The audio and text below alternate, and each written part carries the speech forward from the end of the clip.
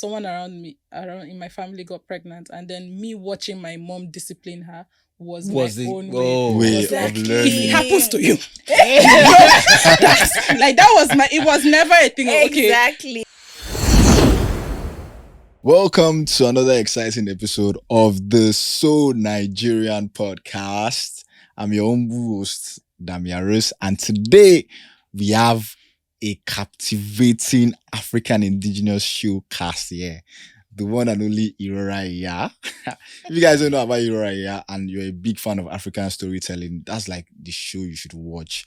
But it's indigenous to Yoruba people, but you will still get the drift, everybody. So today I have Morayo. I know it's Morayo on the show, but like you can introduce yourself. Okay. Hi guys. My name is Halima Ganiyi. I'm an actor and I play Morayo on Irora Iya. Yes. And we have the line producer with us. Yeah. Hi everyone, my name is Precious Iragalachi and I'm the line producer. I just learned what line production or what line producer does. Like I just learned it today. So and Shino, dramatic Shino. Hi, my name is Mofehintola Jebutu. I'm an actor. I played Shino on Irora Iya. Yeah, I like your surname with Jebu. What's that like? Yeah, Is that it's riches, you know. Is that Yoruba? Yeah, it's Yoruba.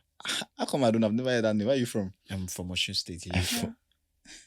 Let me boast you. I'm from Osun State. Oh too. wow, nice. Meeting a family member. I'm from Elisha too. Are you serious? Yeah. Ah, Elisha nice. West. Oh, But I've never been there though. I don't know what to say. I mean, I've been home a couple of times, so Yeah, I mean, I it's know like what African Magic is trying to do with the show, kind of like puts people back to their indigenous and their roots and all of this stuff. And like even speaking prior to the shoot, I realized that half of the production sets were are not even Yoruba people. So it's funny to me, like Precious, like she's not even Yoruba. So Yes. how did like production team non-Yoruba people writing a Yoruba show? How did that come up? Okay, so for starters, like I said, I'm Precious Iragalachi and I'm Igbo. Yeah. And the EPs, they're the two executive producers, Ganiyi Joseph and Allen Onyige. So Ganiyi Joseph is Yoruba Yeah. and Allen is from River State. So the primary thing is the story.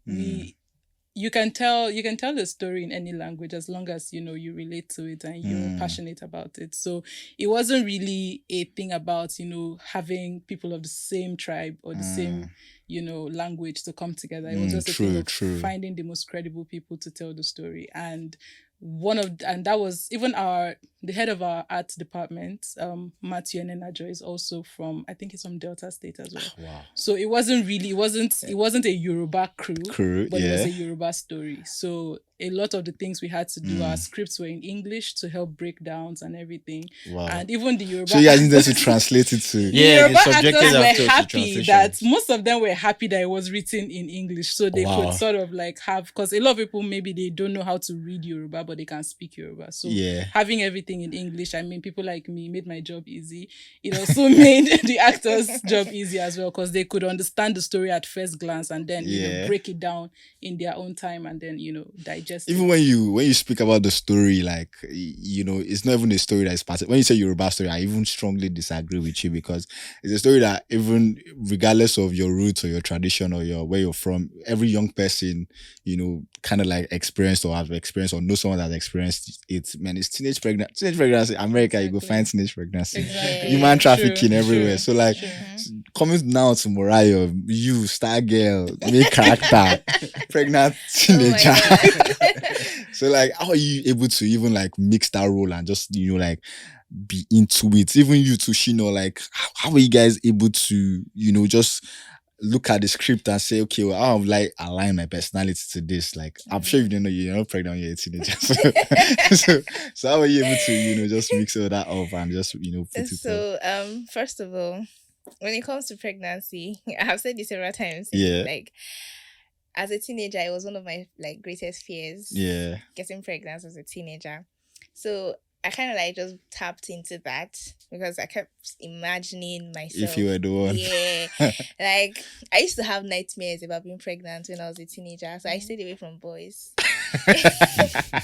It's a long story, but it was kind of like a family thing. So like Yeah. I didn't want to like end up as in in the kind of line that some people had. Yeah. So it was like it was always at the back of my mind not to Yeah. get pregnant. You handled it well, to be honest, man. You guys, before I even going, you guys are great actors, like Shino, Murayo, Thanks. everybody on the Rashida, Titi, everybody on the set. Like I watched some episodes, and like I really enjoyed watching it. And when you speak of teenage pregnancy and like the whole of human trafficking, and everything, first of all, your dad was never your dad. They always annoying me. Your pops, I don't know who he is. I don't know his name, but like he was always a kind of like headache. One time I'm just like, what's this man doing? Like, leave Murayo now, support that well. Like, you get. So he also still stands back to family, friendship. You had good friends with Rashida, Titi. Yeah, I was very lucky with friends. And because it was a great thing because she didn't have like the familial support. Yeah. But she got support from her friends. So it was a really beautiful thing. And I like the fact that it also promoted friendships. Exactly. Even amongst teenagers, when we think that their friendships are not deep. Yeah, superficial. Superficial and just very surface level. Nah, that's good. It can be very deep too. How about you? I was your own character. I was like, some people when I watch like back story or like movies and they're like, for example, joke and like, oh, I went to the asylums. I like joke and like, how was it for you to be able to? You see, Mariah, but she tapped into her fear, her deepest fear of teenage pregnancy, and she turned it around. So like, True. how was it for you? For me, it was going back to a friend of mine who had the same issue while we were in high school. Yeah, He got a lady pregnant while we were in SS2. So it was the one I called. True story. Yeah, true story. You called him. What was the question? Like, what did you ask him? So I What asked did you him- do?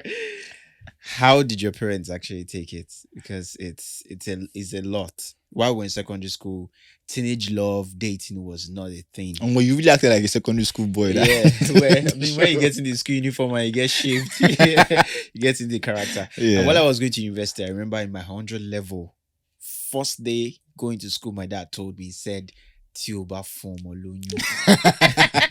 Your EDUCATION, he spelled it out. Your education is over.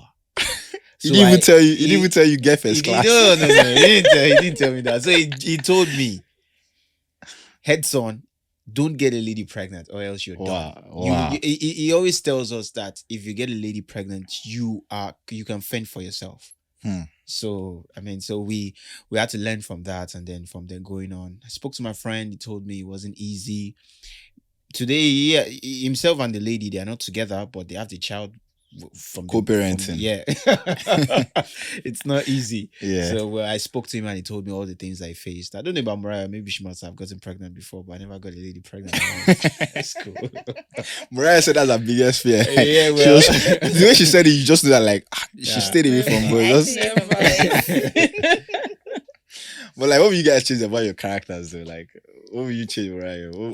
How did Mariah character? What do you think you just change and just like? I think first of all, she was very naive, so I'll change that.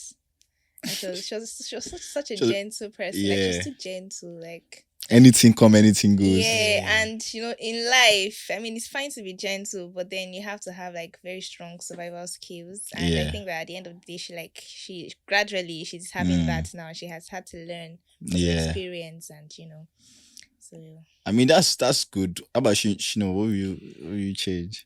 Well, I don't think I want to change anything about Shino. I love the character. The guy was a sweet talker. He can sugarcoat. He goes for what he wants. He's steadfast when he wants to get a lady. So it's amazing. I love that guy. Shino, bad boy Shino.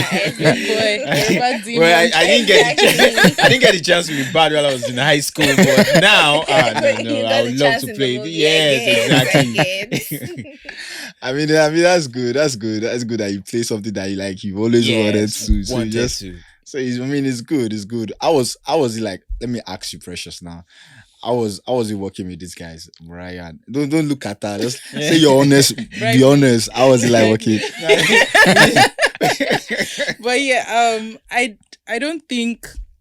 Okay, I don't think I've told him, but getting Mofe to come on the show was quite It was quite an interesting conversation. Oh yeah. I remember.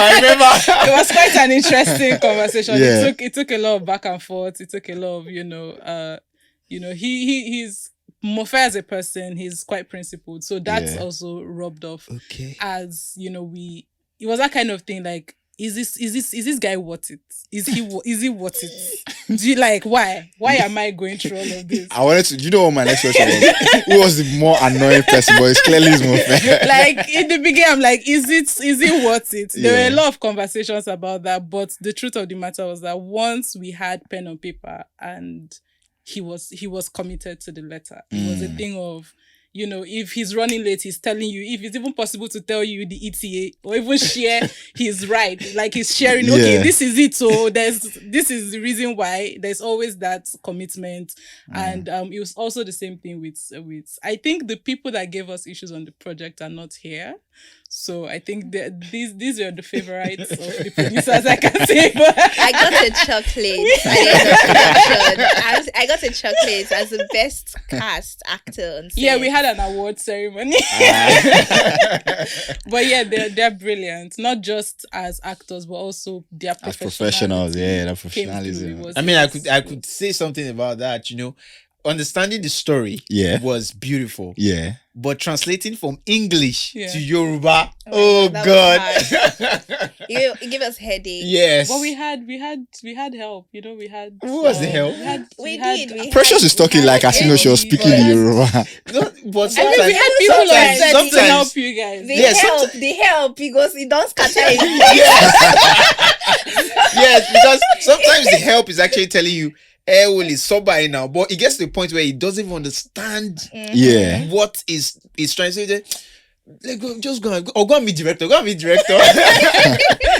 So the way you guys are speaking, it brings to my next question of like the way young people, this is our generation now, like how aligned are we with our roots, our indigenous? Like, look at the way Mariah that grew up in the battle, she still needs why? How? So you can't read Yoruba. So first of all, no, I can read Yoruba actually, and I write Yoruba. Okay. Maybe not necessarily with all the yes. I'm like to an extent because my parents were very particular about that, like teaching us. Mm-hmm. So, but my dad will still tell you that I'm the worst amongst his children when it comes to Yoruba. Wow. But I mean, I do try like more than I feel like I'm better than the average like Yoruba youth. Yeah. So and for me, I think that one of the things that I liked about this story was the fact that we even spoke Yoruba and we did not use English, because first of all, connecting with the audience, with our target audience especially, it needed to be in Yoruba. It needed to be in Yoruba. Like me watching it, it kind of like made me want to. It was like storytelling, but then obviously it's different from watching like Yoruba movie, but then this is not like something that you can relate to, and then like you're not using Yoruba to learn and everything. And my co-host Isaac is not here, by the way. Like he was watching it with me too that day, and then just kind of like him is from Edo State, so it kind of even the Yoruba he can pick is Lagos Yoruba. There's Lagos Yoruba, and there's actual Yoruba. So you could pick like little things, but then with the translation made it easier. But even without like the translation, you can still pick things that was going on, and I'm not saying this just because I'm Yoruba. Like I think that's the power of storytelling. Yeah. So even when you don't speak the language, you can like get the gist and interpret it. I remember when we were kids, we used to watch Indian films. I remember I saw Mad without the translation, and we got the gist. We understood it. So that's how storytelling. No, that's how storytelling is. As in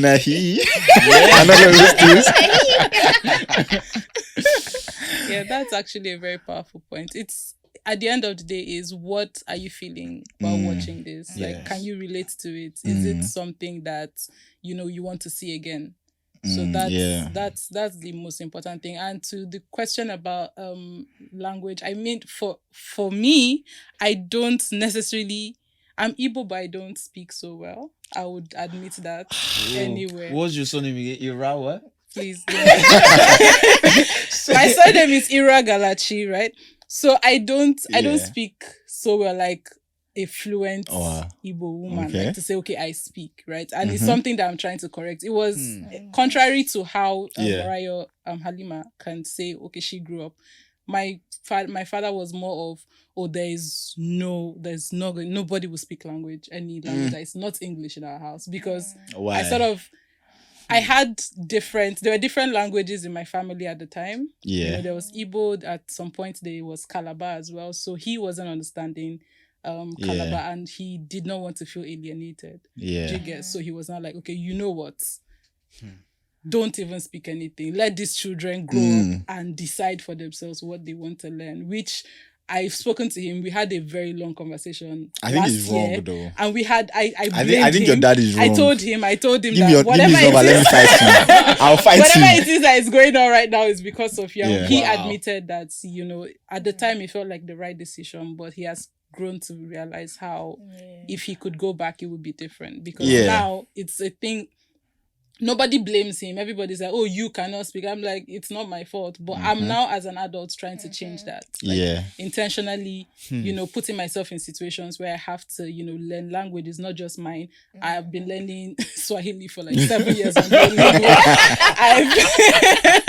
know how many languages I've tried to learn?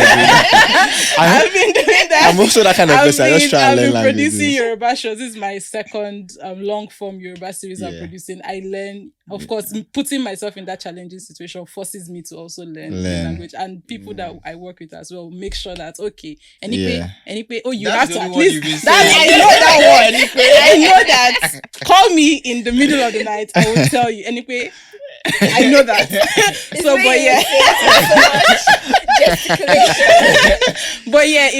It's a thing where a lot of people really did not pay. I think they just growing up. Even a lot of parents felt that to have a solid, I don't know what that meant, but for your child to be well grounded, it has to be like very good English, exactly, very posh and proper. Like in my house now, like my that, mom started speaking Yoruba to me like when I was like 14.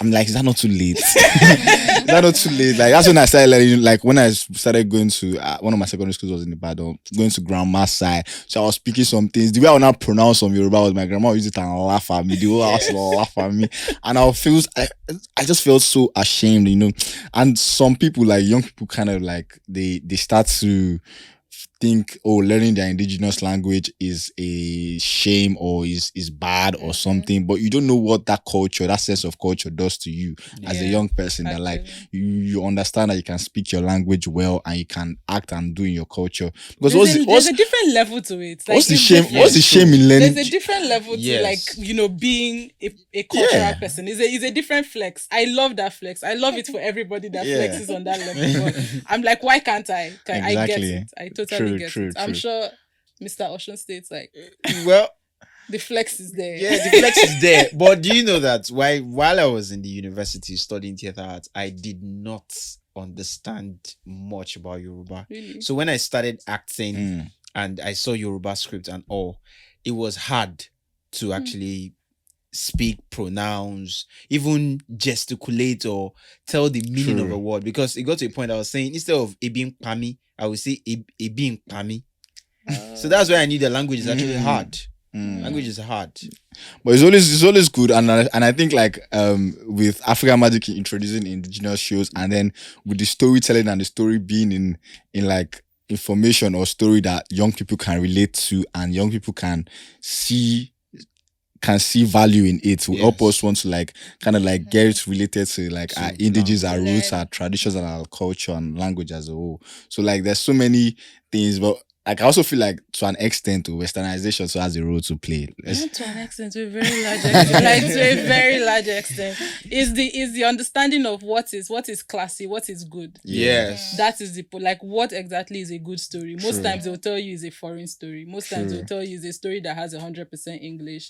Most times they'll tell you is a story that was shot in Banana Island, shot in Lekki, shot all of that. But the truth of the matter is that a good story is a good story as long as you can feel it and you can relate to it regardless of the location. And that's the important thing, that we wanted every element of Irora Iya to tell a story, by going to Ibadan, having that cultural element exactly, there, and let it not be that every story from Nigeria was shot in Lagos. Like that is a narrative. You know, like when you guys came in, I asked you guys because I watched the show. I'm like, nothing seems familiar to me. Like this place, like which secondary school is that? Like, do you get like had this kind of like culture, this heritage into it? Like, and I just felt like I was learning a lot about like Yoruba, the culture and everything. Like, so it was even all those maths, like where Moriah they sleep, everything.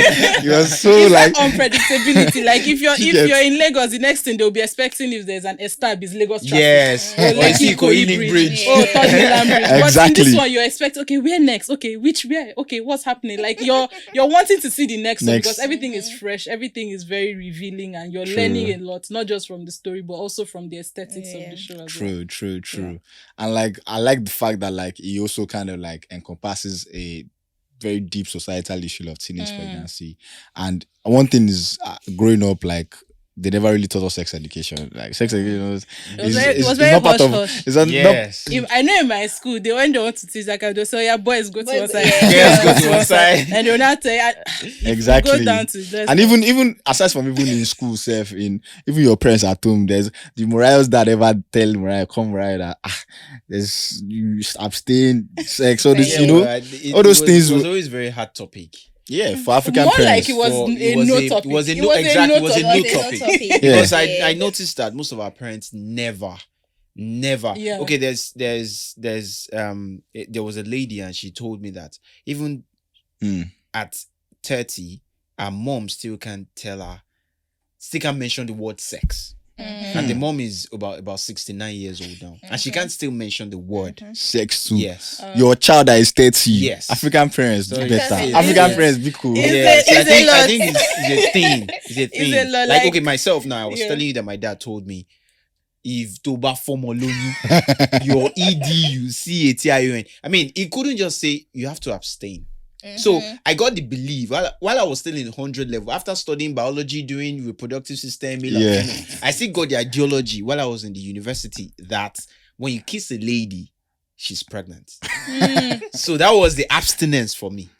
Yeah, it's that thing. I think it's very layered, to be very honest. There's the one thing where, Africans and Nigerians are very religious people. True. So it's now that there are so many things that are just like, it feels like a sin just saying it. Not even, and then there's that whole thing of like, if you push a narrative to a child, even as a learning topic, the child will want to explore that narrative. So it's like, okay, if I tell this child not to stay away from sex, me telling the child about it, the child might just extract the word sex and want to explore it. So it's like, okay, let me not even say it. Let's channel. It's Voldemort. He that shall not be named. That thing, you're not gonna do it. That's it. What is the thing when you grow up? You find out. You see that thing. You're not going to do it. Yeah. But the thing is that they always have questions. Exactly. So my 4-year-old niece has asked me before that. Okay, what do men pee with? Wow. And what is the female version? And you said phallus. She's 4. Yeah. 4. And then when I told her, and then she was like, "Oh, so daddy has this. That's my dad's." So you looked for the Greek word. Like she immediately related it to like the next person like around her. She was like, "Oh, okay, so daddy has this. Farouk has this." I'm like, okay, this is getting deep, but yes. Because I'm seriously of the belief that, and no matter the age, like there's sex education for every level. Every age. So, and also parents need to understand how to teach sex education. Exactly. So you have to know how to teach different levels, different age groups. My sex education was similar to yours. It was more like someone around in my family got pregnant, and then me watching my mom discipline her was my own way of learning. If it happens to you, it was never a thing of, okay, exactly, Nneka, this is what you should know. It was like, you are seeing her, come back, do your own, come back with pregnancy, just come back. That was it. So I didn't know how she got pregnant. I didn't know this. So my own was just like, you see, She got Yeah. pregnant. Beating. It's I don't want because- it. You don't I don't want want it. this beating. So whatever she did that caused her to be beaten like this, I don't want to do it. Yeah. So that was the end of it. And my mom never revisited the conversation. My dad, Wow. it was just that watching them beat her in Beat that somebody, manner, yeah. punish her for getting pregnant. It was just That like, was a okay, this lesson. was it. That was a form of teaching for African parents. And it was, she never even had, she was like, you just know that this thing, if you do it, just do it and see what happens. You that you're my child, Do it. what exactly? I didn't know. My own was like, why they Sex now beating her? became a thing. Do you get? I didn't have lunch that day. I was just so scared. Like, what's going on? I'm hungry. I need food. But it was effective though. But it was Yeah, effective. it was effective. I stayed away from boys before Corona. Social distancing. Oh wow. Before we knew what social distancing was, that was Boys me. were far no, away. No. Mm-mm. But yeah, you can just see like the all the topics, all the things that we were able to learn from just watching Irora Iya, from teenage pregnancy to Yeah. sex education to human trafficking. We didn't even get to that part of human trafficking.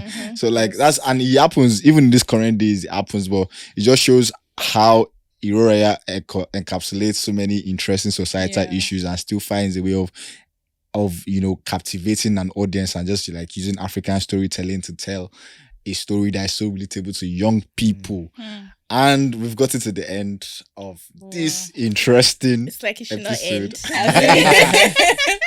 Can we keep talking?